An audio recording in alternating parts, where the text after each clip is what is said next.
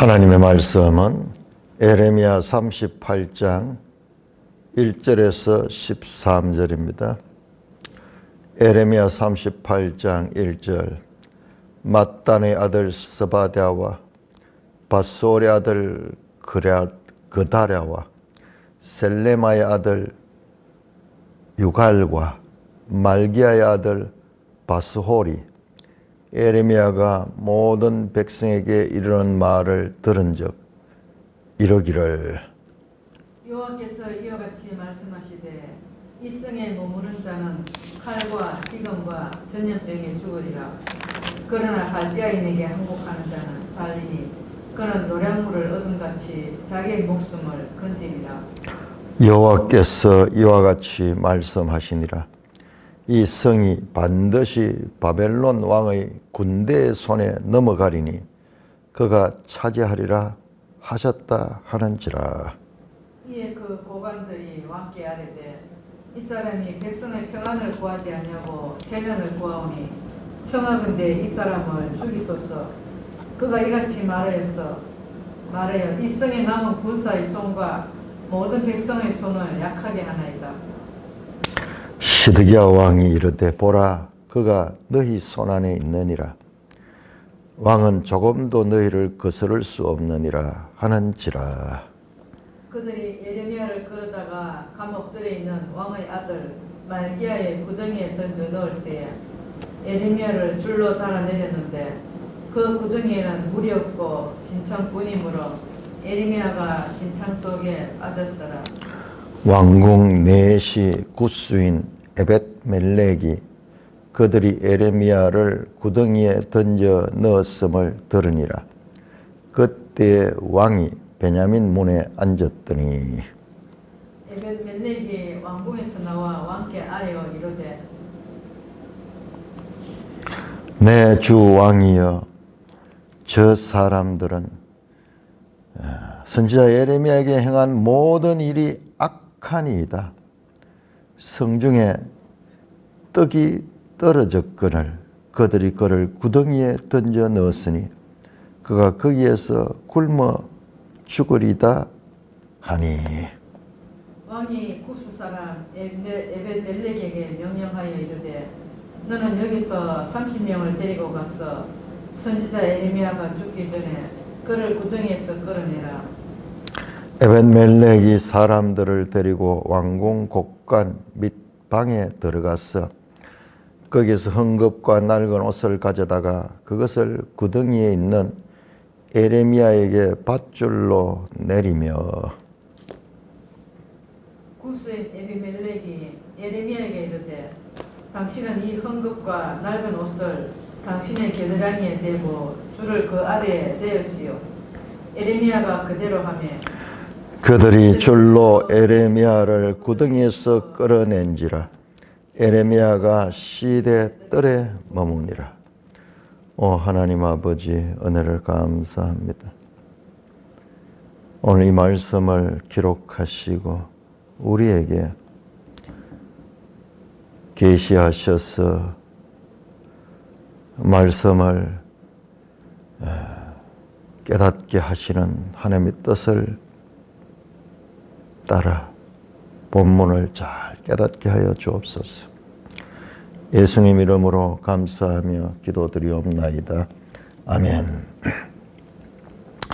자, 우리가 지금 다시 전체를 봅니다. 에레미야 1장에서 29장 그리고 34장에서 52장 그 사이에 30장에서 33장은 새 언약에 관한 말씀, 위로의 책.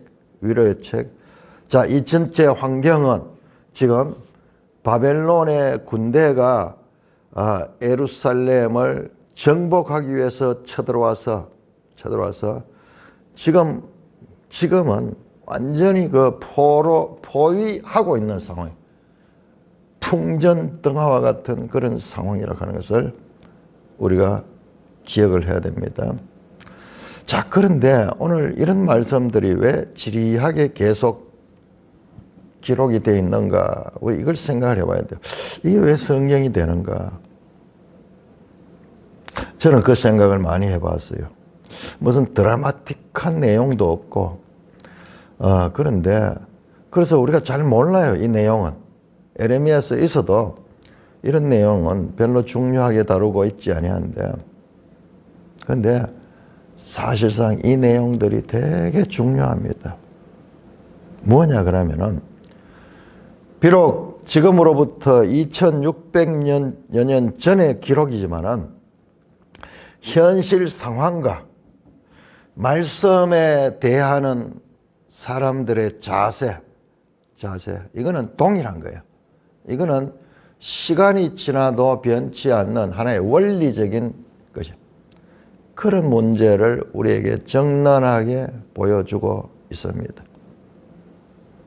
실제적으로 현실 상황에서 그 말씀에 대해서 반응할 적에 우리는 책을 통해서 또는 우리 성경에도 믿음의 사람들, 그 가운데 믿음을 택하여서 선명하게 하나님의 뜻을 쫓아가는 선지자들의 말씀 또는 거기에 순종하는 믿음의 사람들의 모습을 보지만은, 그거는 실제적으로 대표적인 그런 상황이에요. 수백만 명이 있다 그러면 그 중에 한 사람이 할 수 있는 것이에요. 착각하면 안 돼요. 그런 사람들은 특별한 사람들이고, 또한 특별한 시대에 하나님께서 들어서 그 사람들을 사용해서 그런 거지, 대부분의 사람들의 모습은 오히려 오늘 같은 이런 본문에서 우리가 더 자세하게 실제적인 그런 교훈을 받을 수가 있는 것입니다. 물론 지금 현재 이들이 처한 상황은 극단적인, 나라가 망하기 직전에 이런 상황이지만은, 이런 상황이 오늘날 현대인들이 이 땅을 살아가면서 이런 전쟁이나 이런 게 아닌 상황에서도 사업을 한다거나 여기 생활하는 가운데서도 이런 상황 속에서 과연 이 말씀이 내가 순종하느냐 안 하느냐, 그런 문제에 대해서 마치 이 인간 내면의 해부를 하는 것처럼 영혼의 해부를 하여서 우리에게 보여주고 있습니다. 영화나 드라마나 소설 같은 데는 특별한 사람들의 영웅적인 모습을 제시하고 있기 때문에 이는 본문과 같은 현실적인 문제, 정말 내가 지금 가고 있는 현실에서 이 말씀과 나의 그 말씀에 대한 상황과 말씀의 순종에 대한 이런 문제는 우리가 현실적이고 이런 것들이 오히려 우리에게 실제적인 내용들이에요. 자, 오늘 본문을 보겠습니다. 자세히 보면은 지금 그냥 이스라엘 과거 이야기가 아니라 오늘 이야기가 들려요. 오늘 이야기가 들립니다. 자, 1절 보시면은 mat단의 아들 스바데아와 바스올의 아들 그다랴와 셀레마의 아들 유갈과 말기의 아들 바스올. 사람은 네 사람인데 이름은 여러 개 나오죠. 누구의 아들, 누구의 아들, 누구의 아들. 이게 아주 현실적인 이야기예요. 고대에는 이름이 이렇게 해서 구별합니다. 예를 들어 가지고 오늘 바스올의 아들 그다랴가 나오는데, 이 그다랴라는 인물은 아주 중요한 인물이거든요. 그런데 이 39장 이후로 이 인물이 등장하게 됩니다. 그런데 그는 같은 이름, 아히감의 아들 그다랴, 사반의 손자 아히감의 아들 그다랴예요. 그럼 같은 그다랴지만 다른 그다랴예요. 그만큼 이와 같이 그 조상들의 이름을 기록하지 아니하면은 알 수 없는, 누가 누군지 알 수 없는 이름이 제한되어 있는 거예요. 이름이 제한되어 있는 거예요. 같은 이름이 많이 있는 거예요. 오늘날 우리나라도 같은 이름이 많죠. 같은 이름이 많는데, 그렇지만은 누구의 아들이 안 그래도 구별할 정도로 다양합니다, 이름이. 그런데 이 성경에 나오는 이름들을 보면 아주 단순해요. 그러니까는 몇몇 개의 이름들이 반복적으로 사용되고 있고, 그 다음에 그 조상을 통해 가지고 누구의 아들이라고 해서 같은 이름이라도 구별할 수 있도록 아주 지극히 그 당시의 현실적인 역사 기록인 것을 알 수가 있습니다.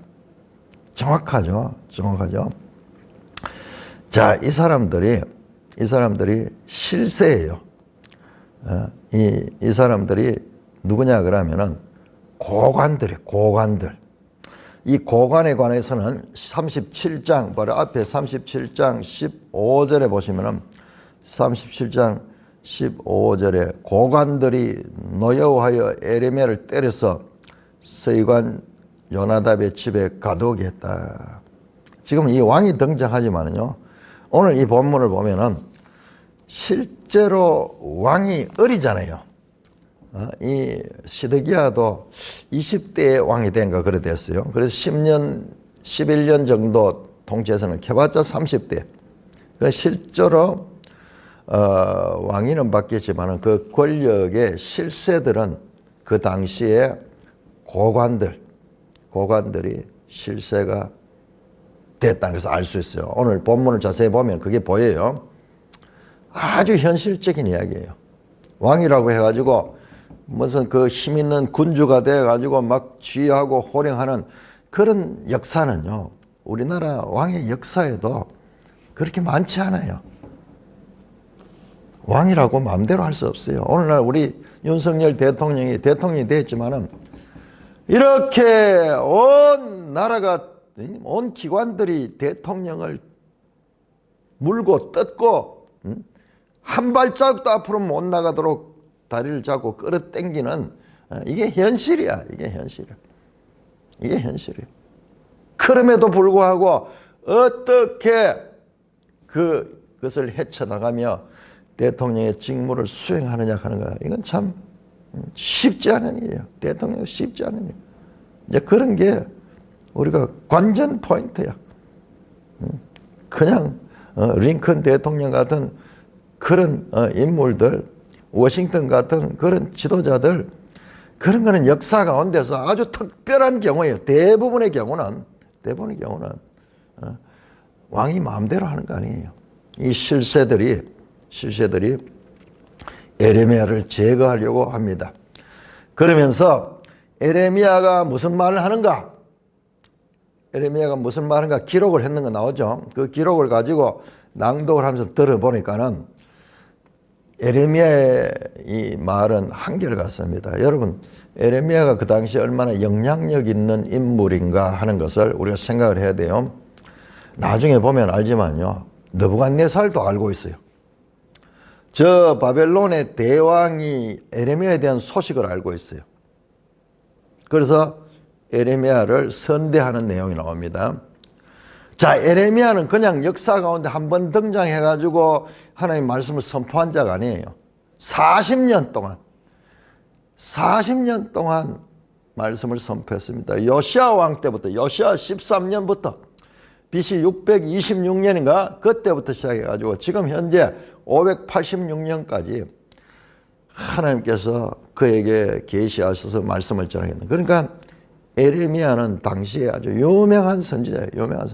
그렇지만은 그 말을 백성들은 다 듣기를 싫어합니다. 왕도 싫어하고 고관들도 싫어하고 다 듣기 싫어요. 왜냐하면 그 메시지가 너무나 한심하기 때문에. 그 메시지가 항복하라는 거예요.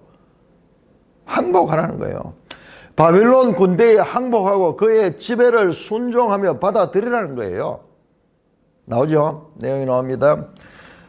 2절입니다. 여호와께서 이와 같이 말씀하시되 이 성에 머무는 자는 칼과 기근과 전염병에 죽으리라. 그러나 갈대아인에게 항복하는 자는 살리니 그는 노량물을 어둠같이 자기 목숨을 건지리라. 여호와께서 이와 같이 말씀하시되 이 성이 반드시 바벨론 왕의 군대의 손에 넘어가리라. 그가 차지하리라 하는지라. 이 에레미야의 메시지는 한결같이 이거예요. 여러분 한번 생각해 보세요. 이런 이야기를 하는 선지자로 인정할 수 있겠습니까? 여러분, 우리 인간의 이 기본 윤리적으로 또는 인간의 양심적으로 이런 말을 하면요, 이거는 그야말로 나라를 망하기를 비는 것처럼 하는 메시지요. 그래, 에레미야가 전하는 메시지가 너무 보잘것없잖아요.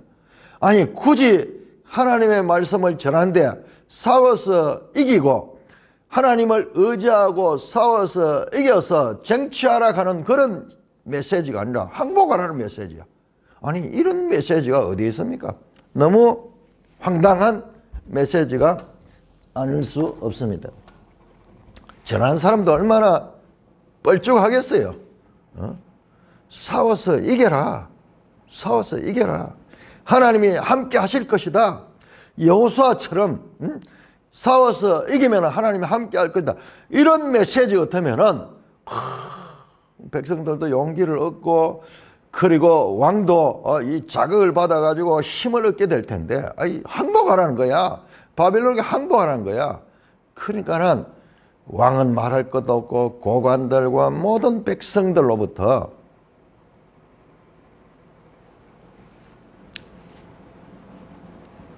반대 또는 멸시하거나, 지금 오늘 이 고관들도 이 말들 하면 우리 군사들이 전부 힘이 다 빠진다. 실제 그렇잖아요.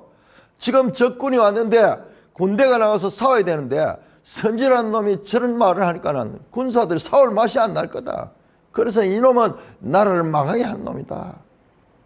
그렇게 주장을 합니다. 주장합니다. 그래서 왕 앞에 가서 그렇게 보고하는 거예요. 저놈을 잡아서 죽여야 된다. 저놈을 살려두면은 우리나라가 망할 수밖에 없다. 그러자 시드기야 왕이 말합니다. 보라, 그가 너희 손안에 있느니라.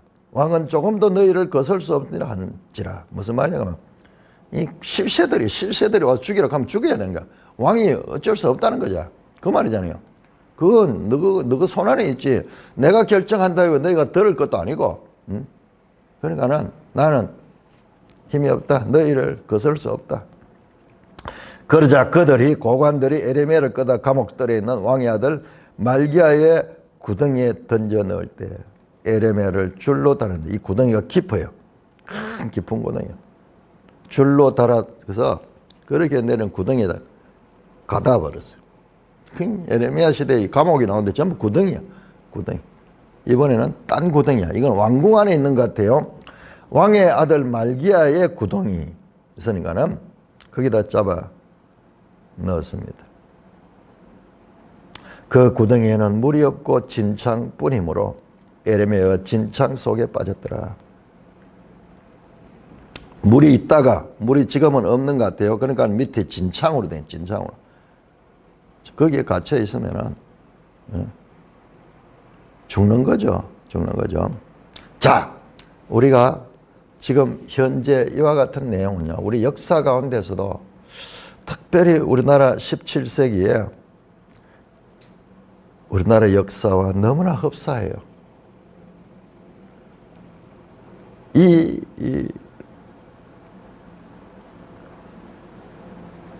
왕의 우유부단한 모습과 실세들이 우리 뒤에 또 나오는데, 이 유다 나라에도 친애굽파가 있고 친바벨론파가 있어.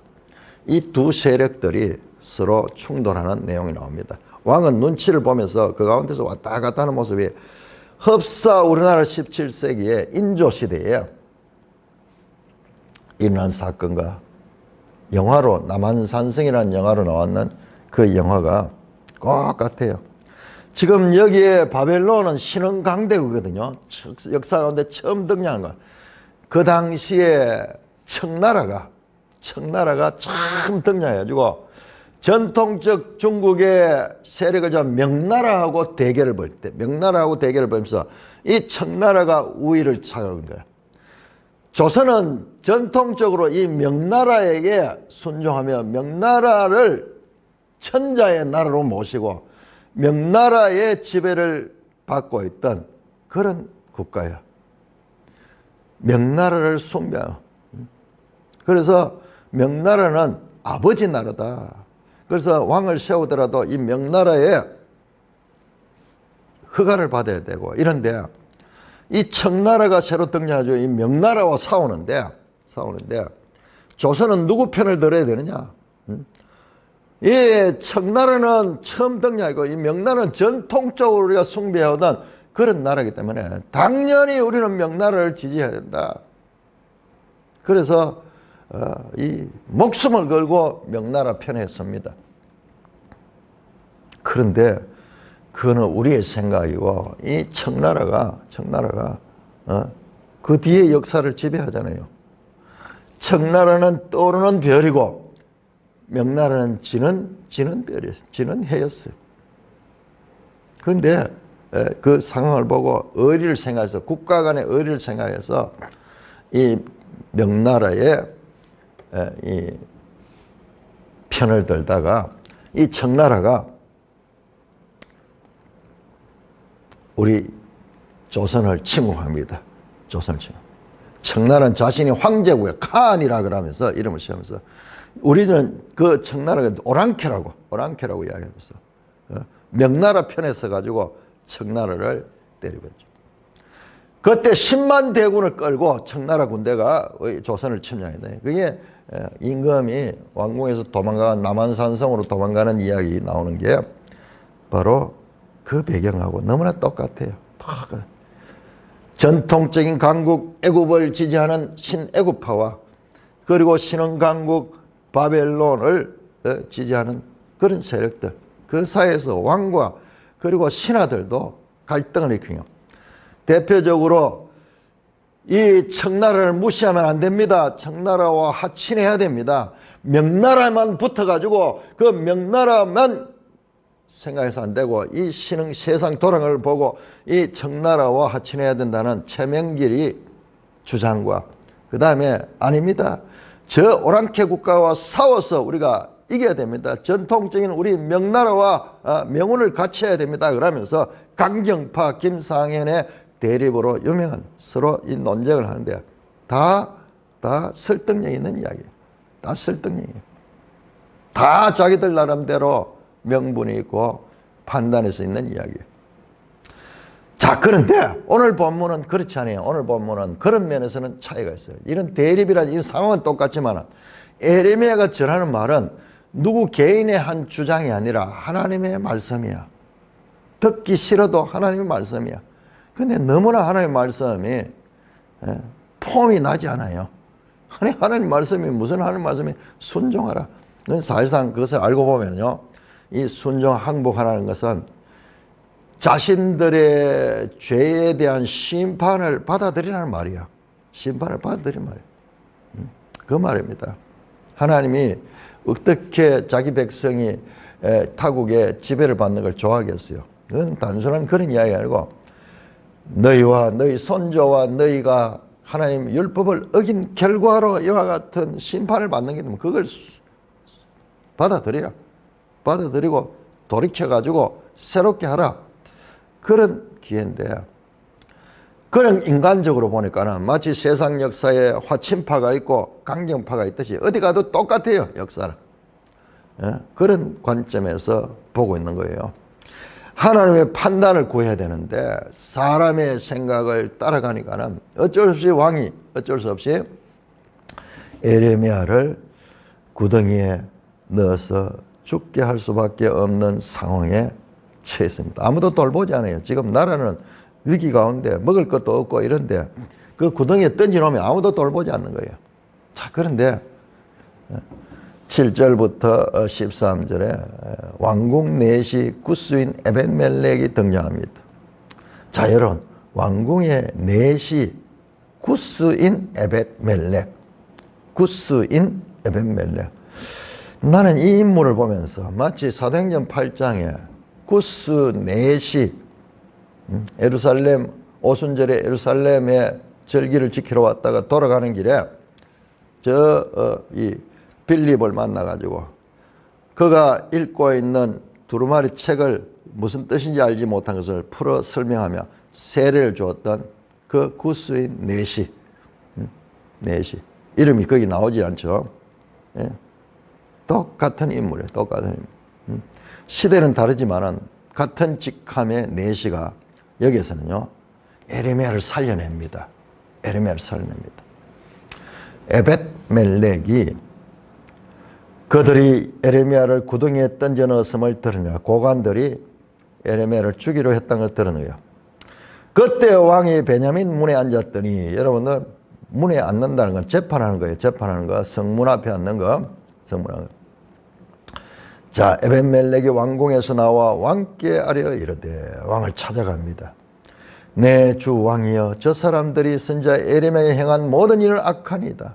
성중에 떡이 떨어졌거늘 그들이 그를 구덩이에 던져 넣었으니 그가 거기서 굶어 죽으라.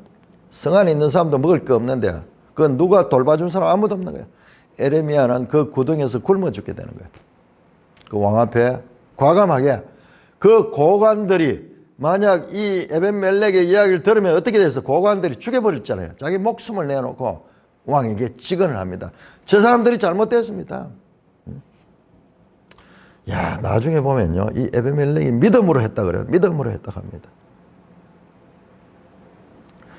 본국 이스라엘에는 아무도 지금 나서지 못하고 오히려 하나님 말씀을 전한 자가 죽음을 죽게 처하게 되고, 그런 인간적인 실세들이 세력을 잡고 있는 이 상황에서 이방인 내시가 그것도 왕 앞에 직언을 합니다. 왕이 에벳멜렉에게 명령하여 에레미야를 살려주라고 그렇게 30명을 데려가서 에벳멜렉이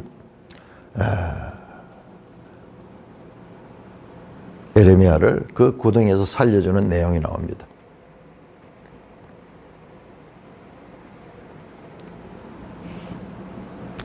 하나님께서요, 에레미야에게 약속했거든요. 네가 내 이 말씀을 전하면은 반대가 있을지라도 내가 너를 지켜준다. 지켜준다. 아무도 유대인들이 돌보지 않는 가운데. 자, 그리고 이 시드기야를 자세히 보세요. 우리는 시드기야 왕이 그냥 나쁜 왕 이런 식으로만 생각하는데 아니에요. 이 말씀 앞에서 되게 갈등을 느끼고 있어요. 그리고 이 에레미야를 마지막 구덩이에 넣으라 하는 것도 본인 의지가 아니잖아요. 그 고관들이 와서 하니까는 어쩔 수 없이 하지만은 또한 에벳멜렉이 그런 직언을 하니까는 또 마음이 동하고 있잖아요. 자세히 보시면 올 뒤에 또 나오는데, 이 시드기야의 마음이 현 상황 가운데서 이리 갔다가 저리 갔다가 갈등을 느끼는, 그러면서 결단하지 못하는 대부분의 우리들의 모습을 보여주고 있어요. 대부분의 우리의 모습을 보여주고 있어요. 자세히 보면요, 뒤에 나오는데, 그 가운데서도 선지자를 통해서 하나님의 말씀을 듣고 싶어하는 시드기야 왕의 모습을 볼 수가 있습니다.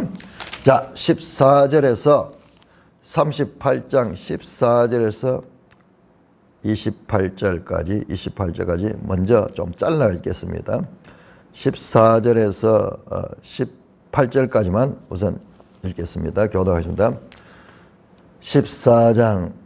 14절 에레미야 38장 14절. 시드기야 왕이 사람을 보내어 선지자 에레미야를 여호와의 성전 셋째 문으로 오게 하고, 왕이 에레미야에게 이르되 내가 네게 한 가지 일을 물으리니 한마디도 내게 숨기지 말라.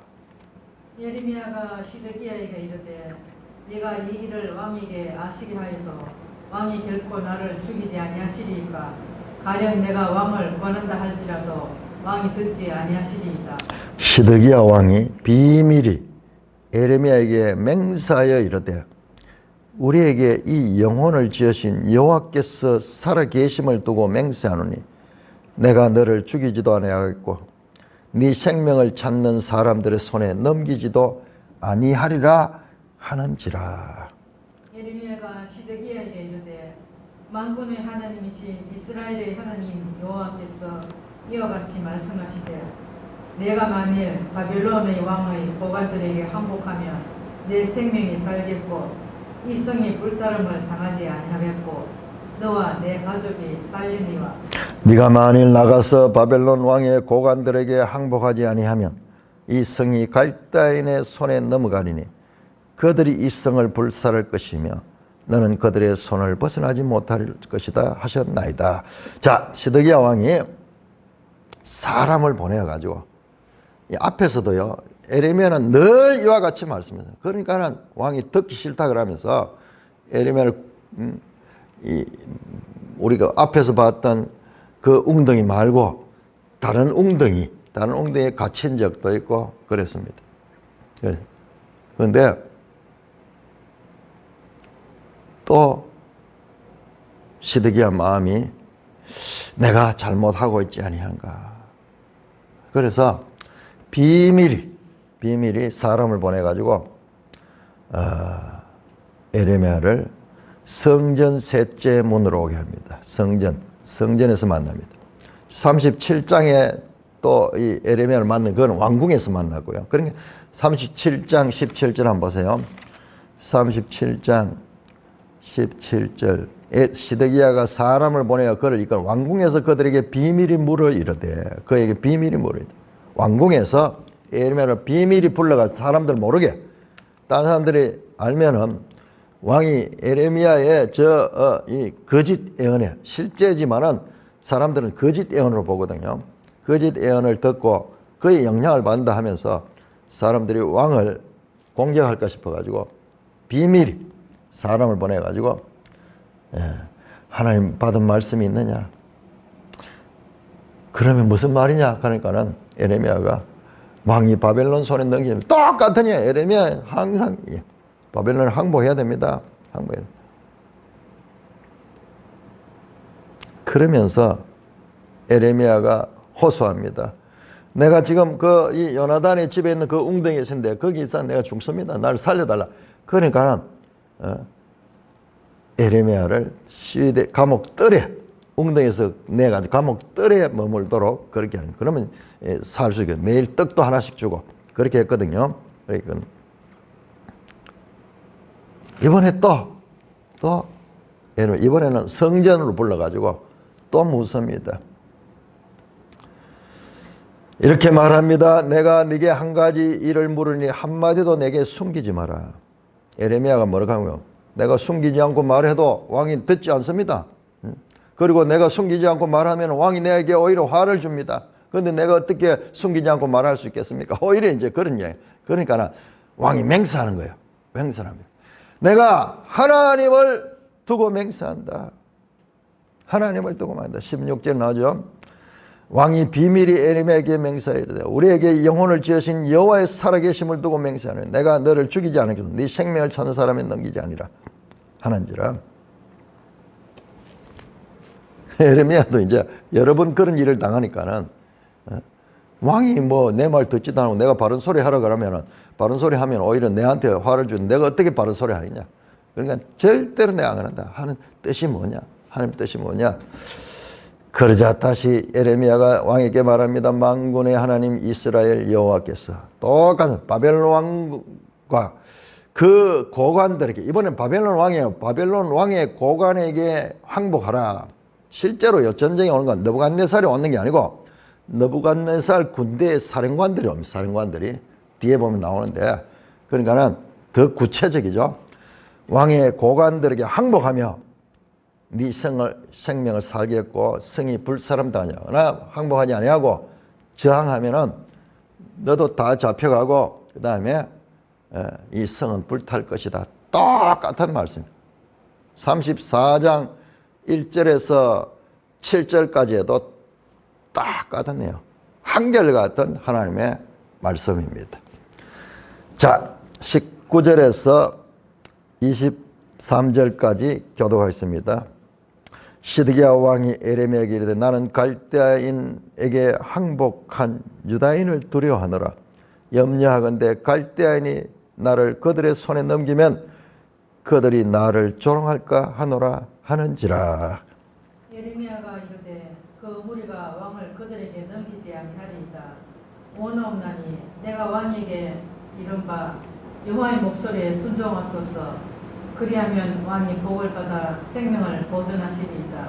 그러나 만일 항복하기를 거절하시면 여호와께서 내게 보신 보이신 말씀대로 되리이다. 보라, 곧 유다 왕궁에 남아있는 모든 여자가 바벨론 왕의 고관들에게로 끌려갈 것이요 그 여자들은 내게 말하기를 내 친구들이 너를 꿰어 이기고 내 발이 진흙에 빠짐을 보고 물러간도다 하리라. 네 아내들과 자녀는 갈대아인에게 끌려가겠고 너는 그들의 손에서 벗어나지 못하고 바벨론 왕의 손에 잡히리라.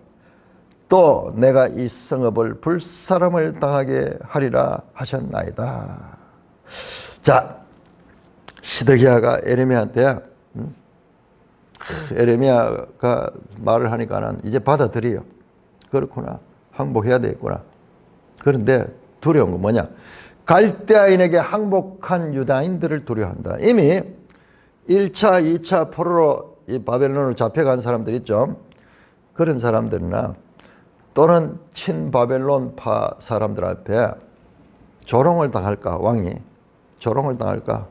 그러자 에레미야가 그렇지 않습니다. 그렇지 않습니다. 그들은 그렇게 하지 않습니다. 여호와의 목소리를 순종하시오.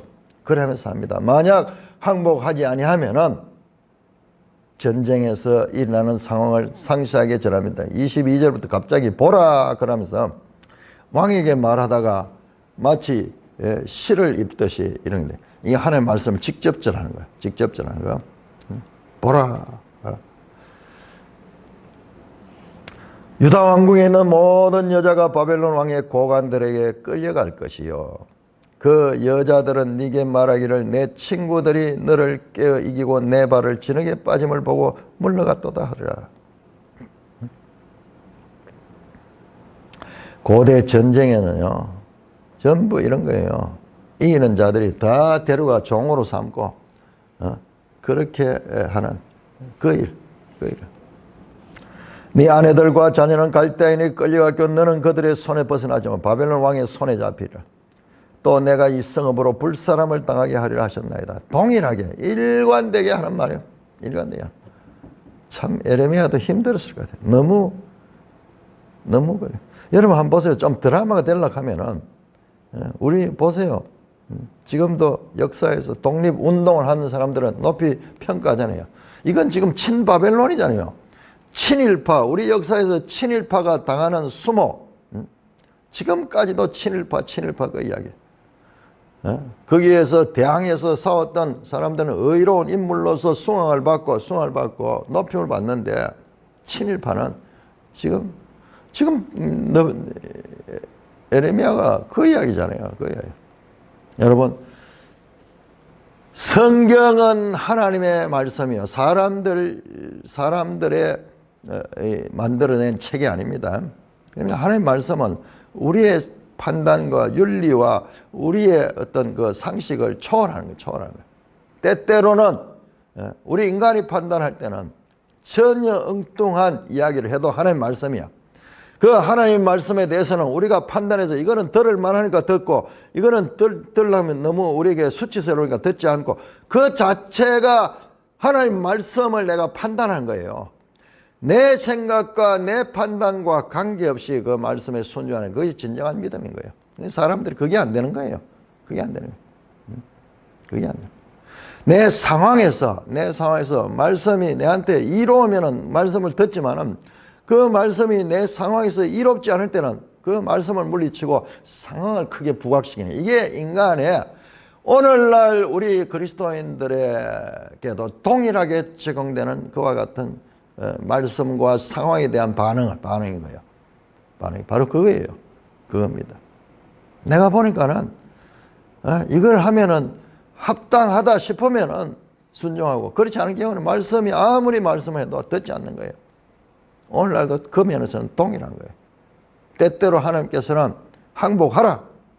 네가 더 이상 여기에서 싸우지 말고 내리고 하나님께 기도하고 항복하면서 하나님 뜻을 기다리라. 그런 말씀은 받아들이지 않는 거예요. 인간적인 정의감에서 오히려 그런 말씀을 무시하며 그렇게 하는 것은 인간적인 수치로 생각하는 그런 정의감에 사로잡혀 있는 경우가 많습니다. 24절부터 28절까지 교독합니다. 시드기야가 에레미야에게 이르되 너는 이 말을 어느 사람에게도 알리지 말라. 그리하면 네가 죽지 아니하리라. 만일 고관들이 내가 너와 말하였다 함을 듣고 와서 내게 말하기를 내가 왕에게 말씀하신 것을 우리에게 전하라. 우리에게 숨기지 말라. 그리하면 우리가 너를 죽이지 아니하리라. 또 왕이 내게 말씀한 것을 전하라 하거든. 그들에게 대답하되 내가 왕 앞에 간구하기를 나를 요나단의 집으로 되돌려 보내지 마옵소서. 그리하면 거기서 죽지 않게 하옵소서 하였다 하라 하니라. 모든 고관이 예레미야에게 와서 물으매 그가 왕이 명령한 모든 말대로 대답하였으므로 일이 탈로 되지 아니하였고 그들은 그와 더불어 말하기를 그쳤더라. 예레미야가 예루살렘에 함락되는 날까지 감옥들에 머물렀더라. 자, 무슨 말이냐? 이제 이 이야기를 다 하고 난 다음에 시드기야가 이 예레미야의 말을 들을지 안 들을지 아직까지 결정이 안 돼서 그런데 이 상황, 비밀하게 선지자 예레미야를 만나서 나눴던 대화, 이거는 고관들에게 비밀로 하라는 거예요. 그러니까 왕이 지금 고관들을 얼마나 두려워하는 걸 보세요. 당시 이 실세들이 왕을 좌지우지했다는 것을 우리가 알 수 있어요. 그러면서 거짓말을 가르쳐 줍니다. 그냥 딴 이야기 안 하고 내가 힘들어가지고 감옥에 있는 건 내가 구해달라고 그렇게 호소했다. 그야 했지. 바벨론 왕과의 관계에 대한 이런 말씀은 전혀 하지 않았다고 그렇게 하라 그래요. 아니나 다를까 고관들이 와가지고 왕이 예레미야를 만났다는 소식을 듣고 아마 이 스파이를 딱 숨겨놨던지 모르겠어요. 그래가지고 27절 모든 고관이 예레미야에게 물었습니다. 왕이 무슨 말을 하더나? 무슨 말을 했냐? 그러자 왕이 명령한 모든 말은 뭐냐? 왕이 딴 이야기 하지 말고 그냥 내 구명운동 했다 하는 그 이야기만 하라는 대로 말했는 거예요. 그래서 예레미야도 살고 왕도 살았습니다. 자, 그러자 그들도 왕을 의심하지 않고 이 궁중관계에서도 이 고관들과 왕과의 이 심리적인 이런 묘사들을 자세히 보면 여기서 볼 수 있어요. 자, 예레미야는 예루살렘이 함락되는 날까지 감옥들에 머물렀더라. 구덩이에 있지 않고 감옥들에 있으면 살 수 있는 길이 있어요. 구덩이에 있으면 죽어버려요. 아무도 돌보지 않고. 자, 그래서 감옥들에 갇혀가지고 그 뜰에 있는 그 감옥에 거주지 이동에 제한을 당하는 연금 상태처럼 그렇게 언제까지 함락된 나가 BC 586년까지 그러고 38절은 끝이 납니다. 이제 39장은 예레미야는 이 감옥 뜰에 머물러 있고 예루살렘이 함락되는 내용 39장에 나옵니다. 실제로 예루살렘이 함락되고 예레미야는 이 감옥 뜰에서 바벨론 군대에 의해 가지고 거기에서 석방이 되는 내용이 나오게 될 것입니다. 그러니까 우리가 34장에서 이 39장까지 이 관계를 보면 어떻게 보면 이 내용들이 뭔가 이게 동갈이 나 있는 것 같고 이렇지만은 되게 중요한 내용들은 뭐냐 하면 상황과 말씀에 대한 반응. 우리가 현재 어떤 문제가 있거나 이랬을 때 그리스도인들이 말씀으로 어떻게 행하는가. 시드기야를 자세히 보세요. 시드기야가 하나님의 말씀을 완전히 무시하지 못해요. 때로는 막 진노하기도 하고 예레미야를 감옥에 갇히기도 했지만 밤에 또 사람을 보면 비밀이 진짜 그 말이 그러한가. 갈등을 느끼고 있는 거예요. 갈등을 느끼고 지금 그런 모습들. 그 다음에 그 당시에 실제적인 권력의 실세들이 가지고 있던 그런 친바벨론파와 친애굽파의 그런 갈등들, 세력 다툼, 그 사이에서 왕이 바벨론이냐 애굽이냐를 놓고 갈등을 느끼고 그리고 이 실세들에 의해서도 갈등을 느끼고 있는 말씀을 붙들고 믿음으로 순종하지 못하고 갈등을 느끼는 대부분의 우리의 삶의 모습을 잘 반영하고 있습니다. 찬송가 312장입니다.